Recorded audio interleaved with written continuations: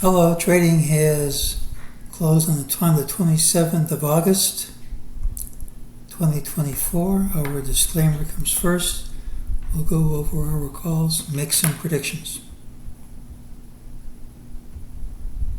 It's my trading plan for Wednesday, which is August 28th, 2024. Please remember my calls can be completely wrong. Any trade you make should be made at your own risk. If you want to order my webinar with the rules, I'd appreciate if you would give me a Gmail address.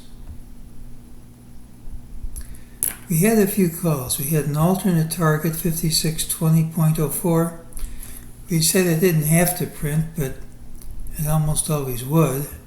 So that's this red line. That printed, and there's support and there's resistance, so that worked. We said the commonest thing was a gap and prompt move outside of yesterday's range. Here's your gap. Here's your move outside the range. Look for the pattern with the early high. That's this. Tomorrow should have the early low. And we said, the commonest thing was the gap and move outside the day's range. Next most common is the close little change, have a big move the next day. Little change is under 0.25%. This is 0.016%, so we got that too. And the question is, does that mean we get a big move tomorrow? This is just a reminder of what we said. Well, we already had the gap and prompt move outside the day's range, so we don't really have to have a close little change, even though we did.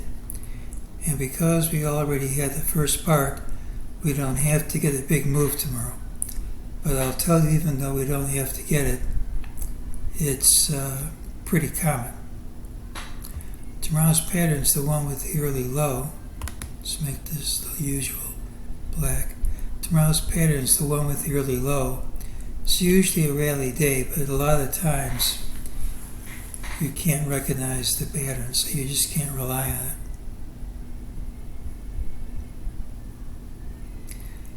Well, during the day,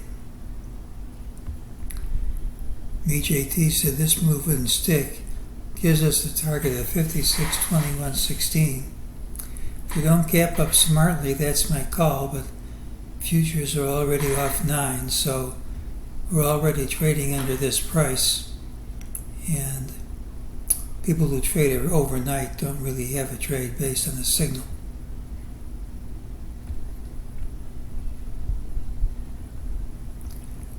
We're still stopping at resistance, but haven't turned down.